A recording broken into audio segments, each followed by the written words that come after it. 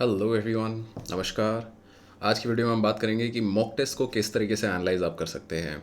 This is applicable primarily for prelims mock test. इस video में मैं आपको दिखाऊंगा कि भाई किस किस टाइप के क्वेश्चंस को कॉन्सेप्चुअल क्वेश्चन बोलते हैं, किस टाइप के क्वेश्चन को फैक्चुअल क्वेश्चन बोलते हैं, कैसे आप ये देख सकते हैं कि भाई आपको कितने क्वेश्चन अटैम्प्ट करने चाहिए, एज वेल एज एक जनरल आउटलुक या framework that you can use in order to identify कि भाई किन क्वेश्चंस में आपको रिस्क लेना चाहिए एंड किन क्वेश्चंस को आपको छोड़ देना चाहिए। So let's begin. Before anything else, एक बहुत ही इंपॉर्टेंट चीज़ आपको हमेशा एग्जाम के दौरान ध्यान रखनी है कि mindset matters. If I have to give you an example, यहाँ पे क्या होता है कि फॉर एग्जाम्पल 2020 का जो प्रीलिम्स का पेपर था, तो उसमें there was a particular set जहाँ पे शुरू के 10 सवाल ऐसे आ गए थे जो कि बहुत ही वियर्ड से थे। There was a question on things like district credit committee. Now 2020 was my sixth attempt, and like in all my 6 years of preparation, 5 6 years of preparation, मैंने डिस्ट्रिक्ट क्रेडिट कमेटी के बारे में कभी नहीं सुना था। तो ऐसे सवाल हर साल प्रीलिम्स में कहीं ना कहीं आते हैं जो कि छोड़ देने के लिए सवाल होते हैं। बट अगर प्रीलिम्स के पेपर में आप बैठे हैं एंड पहले 10 सवाल सारे ऐसे आ गए जो छोड़ने के हैं, तो a lot of the times people give up. And that also happened in prelims 2020 कि भाई पहला पेपर देने के बाद लोग सी सैट का पेपर देने ही नहीं गए क्योंकि उन्होंने ये मान लिया कि भाई ये तो क्या ही था। And that proved a costly mistake, क्योंकि ये जो डिफ़िकल्ट क्वेश्चंस होते हैं दैट डिफ़िकल्ट फॉर एवरीवन। तो आपकी जो डिफ़ॉल्ट सेटिंग होनी चाहिए, डिफ़ॉल्ट सेटिंग आपकी जो होनी चाहिए वो आपकी फ़ाइट की होनी चाहिए। So there are three kinds of responses that we generally have in any situation, which is fight, flight and freeze. कि आपको कोई भी एडवर्स सिचुएशन आती है, कोई दिक्कत देने वाली चीज़ आती है, तो या तो हम उसे झगड़ते हैं, या हम भाग जाते हैं, या फिर हम फ्रीज़ हो जाते हैं। तो एग्ज़ाम के पर्सपेक्टिव में फ्रीज़ होना थोड़ा रेयर है, but then again still happens. इन दोनों सिचुएशंस को आपको ट्राई करना है कि you are not here and your default setting is for putting up a fight. कि भाई सवाल एक गलत हो गया, एक छूट गया, कोई दिक्कत नहीं, हम दूसरे पे जाएंगे, हम फाइट मारते रहेंगे, क्योंकि that is the mindset that gets you across the line in prelims, right? So another thing that I want you to keep in mind is prelims is like net practice. Cricket में जैसे आपने देखा होगा कि even the best batsmen, even the best bowlers, all of them practice, all of them go to the nets. Why? Because the concept is to fail before the actual exam, ताकि match में जाके, prelims में जाके आप वो गलतियां ना करो। उन गलतियों को आप पहले करके देख चुके हो। And this also applies for mains. So think of mock test as net practice. Net practice ज़रूरी है if you want to become a better player and a person who is capable of solving prelims. Now test जो है, test को अपने self worth का सवाल नहीं बना देना है, जो कि बहुत सारे लोग करते हैं कि they say that if I am scoring high marks then I am a good aspirant. And ये शायद मेरे सर के पीछे आ गया है, but the general idea is कि पीपल से कि अगर मेरे टेस्ट में हाई मार्क्स आए that means I am a good candidate, and if I am scoring bad marks then I am a poor candidate और bad candidate. That is not what tests are for. Test आपका है in test is a means to an end. I am sure ये आपने सुना होगा, means to an and.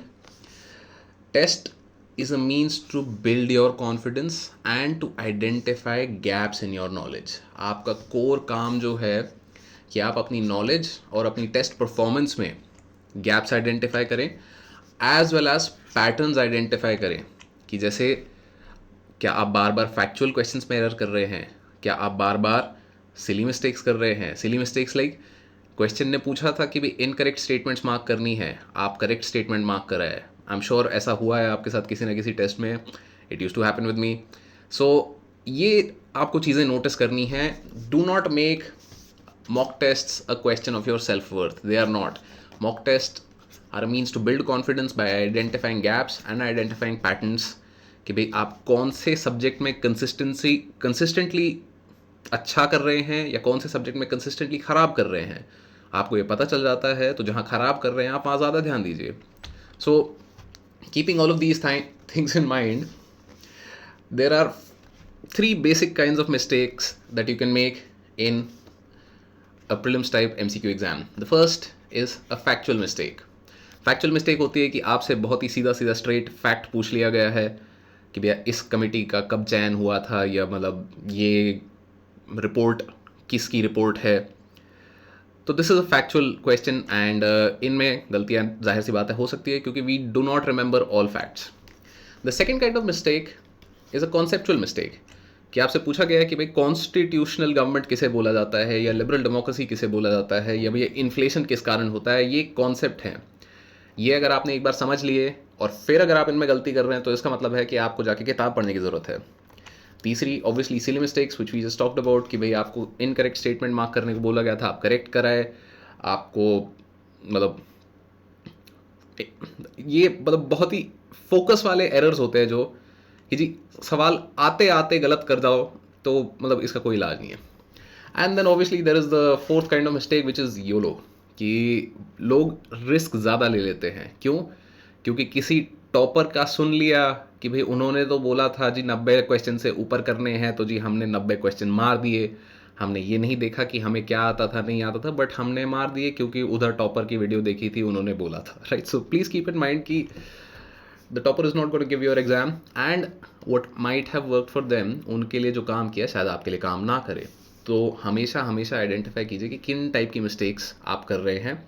And in तीनों में अगर आप फैक्चुअल मिस्टेक्स कर रहे हैं तो these factual mistakes need to be tolerated.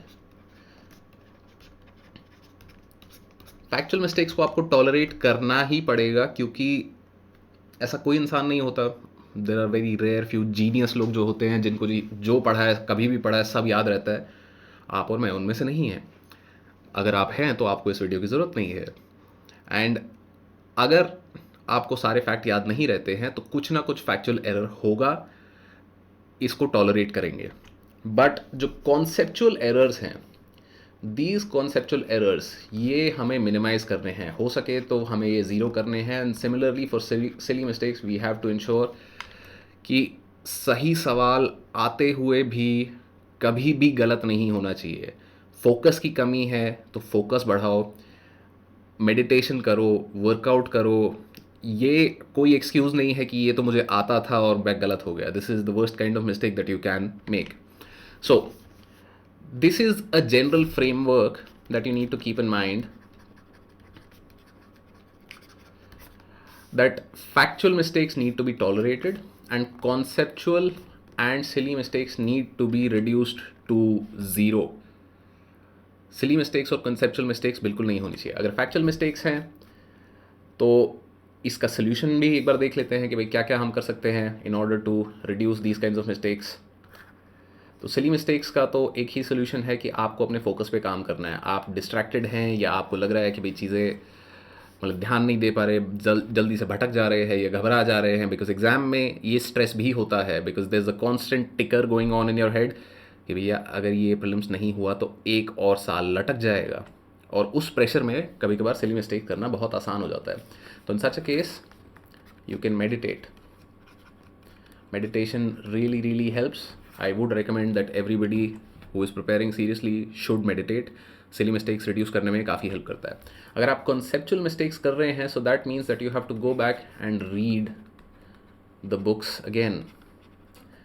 इसका कोई I think बहुत सारे कलर्स हो गए हैं but that's the idea कि if you're making conceptual mistake, अगर आपको ये नहीं समझ आया कि भाई कॉन्स्टिट्यूशनल गवर्नमेंट क्या होती है, या आपको ये नहीं समझ आया कि इन्फ्लेशन किसे बोला जाता है, या आपको ये नहीं समझ आ रहा है कि भाई साइक्लोन्स कैसे फॉर्म होते हैं, तो दिस मीन्स कि आपने जब किताब पढ़ी थी तो आपने जल्दबाजी में पढ़ी थी।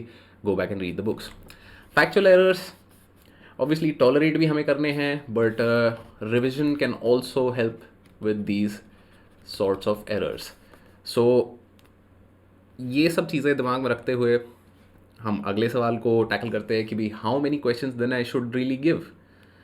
इसमें ये सेकेंडरी सवाल है जो आपको अपने आप से पूछना है कि is this a hard paper और is this an easy paper. If it's an easy paper, and please consider कि अगर आपने अच्छे से सीरियसली तैयारी करी है एंड आपको एग्ज़ाम हॉल में जाके सारे सवाल आसान लग रहे हैं, so then that means that it might be an easy paper, or it just might mean that you are a topper. But easy paper अगर है तो then you should attempt more, maybe even more than 80 questions. But अगर ये hard paper है, और hard कैसे है, आपने सीरियसली तैयारी करी है, आपने मॉक टेस्ट दिए थे, आपने प्रैक्टिस करी थी, आपने सारी किताबें रिवाइज करी थी, and still you are not able to solve questions. For example जैसे वो डिस्ट्रिक्ट सेंट्रल क्रेडिट कमेटी का एग्जांपल मैंने दिया था, मैंने 5 अटैम्प्ट दिए हैं, मतलब छठा अटैम्प्ट है मेरा, मैंने सारी किताबें पढ़ी हैं. अगर मुझे अब नहीं आता तो पहले तो मुझे स्ट्रेस हुआ था वो क्वेश्चन देख के, but then I also realise कि अगर मुझे नहीं आता तो फिर ये किसी को नहीं आता है. मतलब obviously there be some people who know it, but ये माइंडसेट अपने आप को आपको रखना है. And if I talk about कि जनरली मेरे प्रीलिम्स के अटैम्प्ट जो होते थे उनमें I use to attempt around 80 to 90 questions. But in 2020 जब मुझे लगा था कि भाई हार्ड पेपर आया है, I only attempted 76 questions. So that is the idea कि अगर पेपर हार्ड लग रहा है तो क्वेश्चंस का अटेम्प्ट नीचे करो, क्योंकि हार्ड पेपर में गलती करने की चांस ज़्यादा है, right. So with that in mind let's look at some questions from the last 2-3 years of prelims and see कि भाई ये कॉन्सेप्चुअल क्वेश्चन है या फिर ये फैक्चुअल क्वेश्चन है. क्योंकि like I said, if it's a conceptual question then कोशिश हमारी रहेगी कि ये हमेशा राइट होना चाहिए. if it's a factual question तो it is okay to make mistakes. some mistakes, obviously ऐसा नहीं कि भाई factual आ गया तो सारी ही गलतियां कर दोगे, but some mistakes should be tolerated here, right. so यहाँ पे अगर देखें हम तो यहाँ पे एक टर्म है क्यूबिट मेंशन्ड है, एंड किस कॉन्टेक्स्ट में इसे यूज़ किया जाता है. So this is a bit of a conceptual question. क्यों? आपको अगर एक ये बेसिक सी चीज़ पता है कि bits and bytes are the fundamental units of storage on your computer. Megabytes, MB, GB, ये तो सबने नाम सुने हैं, तो ये वही बिट है. अब क्यू बिट, बस एक आगे इसका क्यू लगा हुआ है, which generally is the designation for quantum bit. But अगर आपको क्यू का भी मतलब नहीं पता है और सिर्फ बिट के बारे में हम बात कर रहे हैं, तो कंप्यूटिंग से रिलेटेड ये हो सकता है. So this is a conceptual question. But बहुत से लोग इसको अब ऐसे आके बोलेंगे कि ये तो मुझे पता ही होना चाहिए था, ये तो फैक्ट है. नहीं, ये कॉन्सेप्ट इसीलिए है because you are using a computer, you are using a mobile phone.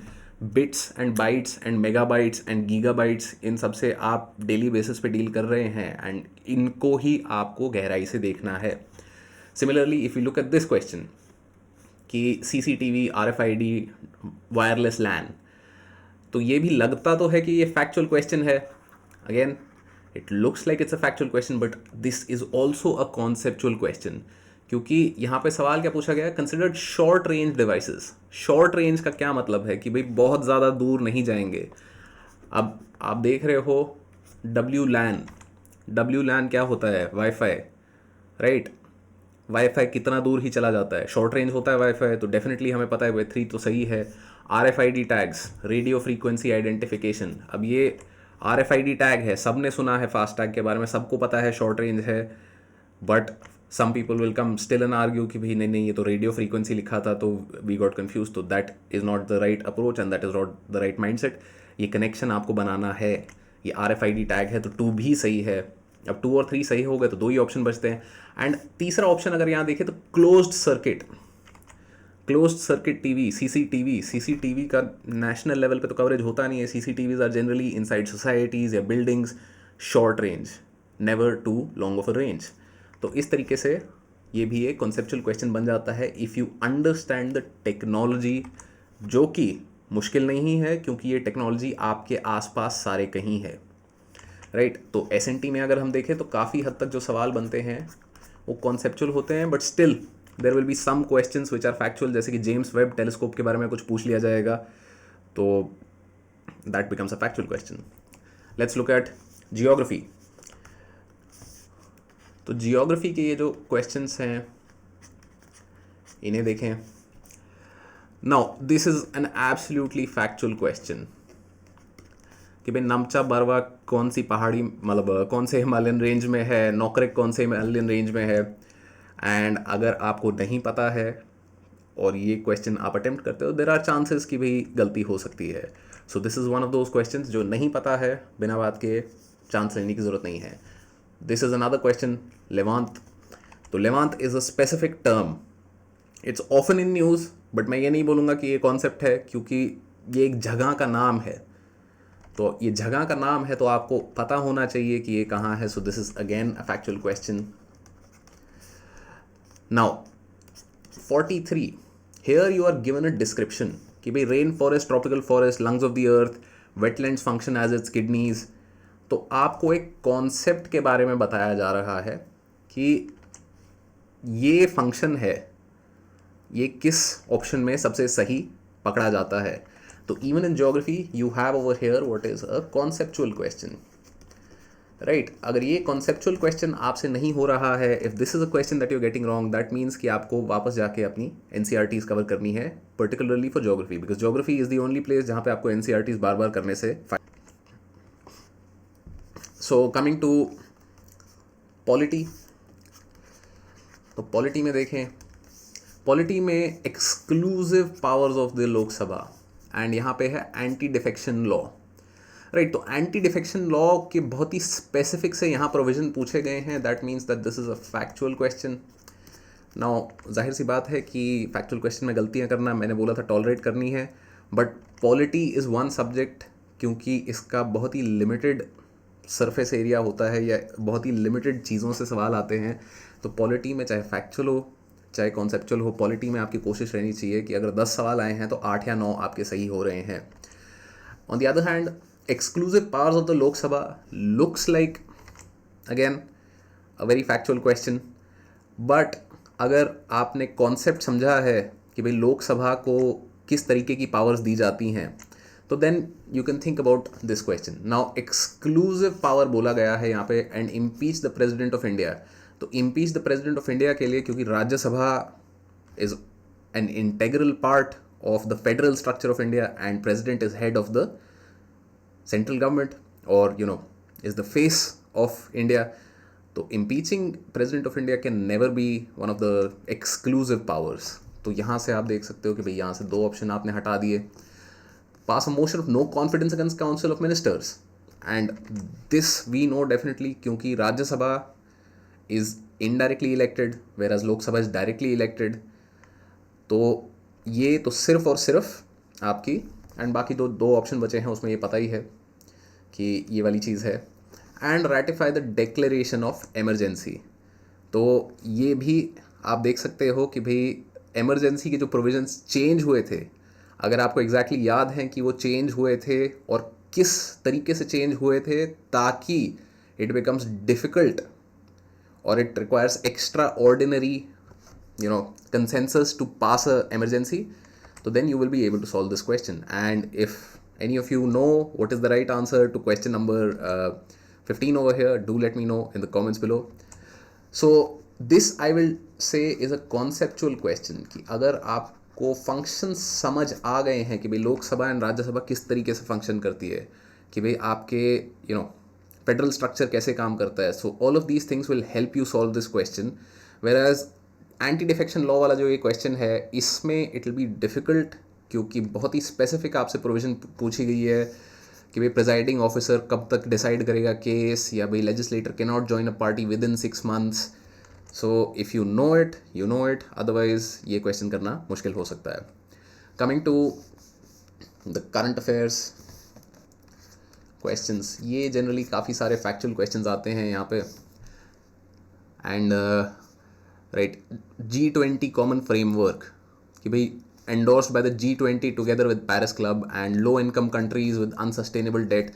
So this is an absolutely factual question कि पता है आपको तो बहुत ही बढ़िया, एंड करंट अफेयर्स अगर आप रेगुलरली कर रहे होगे तो आपने सुना होगा, एंड नहीं पता है तो थोड़ा लीनियंसी दिखाई जाए अपने आप को. On the other hand, this is a question, economy का क्वेश्चन है ये, and this is a question about inflation, कि inflation is too high, RBI is likely to buy government securities. तो यहाँ पे इकोनॉमी का कॉन्सेप्ट आ रहा है कि भाई हाउ डज द गवर्नमेंट और what are the levers that the government has to control inflation. तो पहली चीज़ अगर हम यहाँ देखें तो पैदा होता है. पहली चीज़ अगर हम यहाँ देखें तो गवर्नमेंट सिक्योरिटीज़ की बात की गई है. Then RBI is likely to sell dollars and interest rate, this is like. तो ये कॉन्सेप्ट्स हैं सारे. आपको अगर ये समझ आ गया है कि भाई गवर्नमेंट किस तरीके से मनी सप्लाई को कंट्रोल करती है, तो you will be able to do this question even if you don't know कि भैया सरकार ने उस टाइम पे जब इन्फ्लेशन बढ़ी थी तो क्या किया था, कैसे किया था. आपको कोई ज़रूरत नहीं है. आपको अगर इन्फ्लेशन का कॉन्सेप्ट आता है, you will be able to do this question. ये बार बार. So we have covered mostly questions from each section of the syllabus. यहाँ पर हमने देखा कि ये एक इकोनॉमी का क्वेश्चन था, एक करंट अफेयर्स का क्वेश्चन था, वी हैड पॉलिटी का question, we had geography, SNT, and obviously हमने हिस्ट्री के क्वेश्चंस नहीं किए क्योंकि हिस्ट्री मतलब it's very rare for you to get factual questions from history, very rare to get a conceptual question in history, because history में concept थोड़े मुश्किल ही होते हैं. It is generally more facts, and particularly अगर ancient and medieval की बात करें तो वहाँ तो सारे ही फैक्ट्स होते हैं. सो इन दैट केस हम उन सब्जेक्ट्स को कवर नहीं किया है. But we've covered all the other ones, all the major important ones we've covered. Polity, economy, geography, science and tech, current affairs, and in सब में हमने देखा कि भाई कॉन्सेप्चुअल क्वेश्चंस किस तरीके से आप आइडेंटिफाई कर सकते हो. ये कॉन्सेप्चुअल क्वेश्चन आपके कभी गलत नहीं होने चाहिए, बिकॉज अगर यहाँ आप गलती कर रहे हो तो देन आप कॉम्पिटिशन में पीछे जा रहे हो. Factual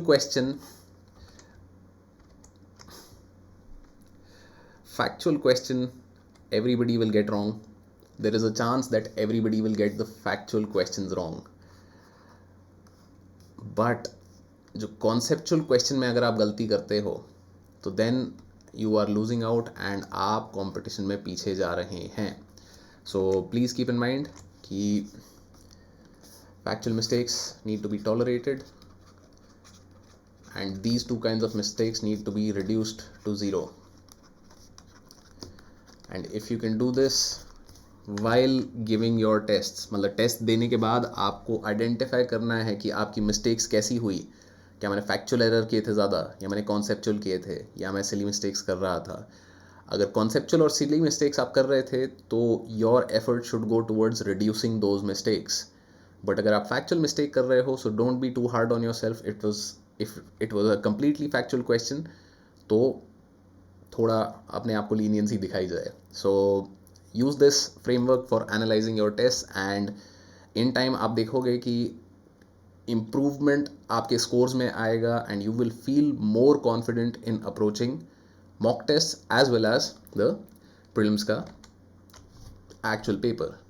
And on that note, if any of you are interested, we also have a prelims test series.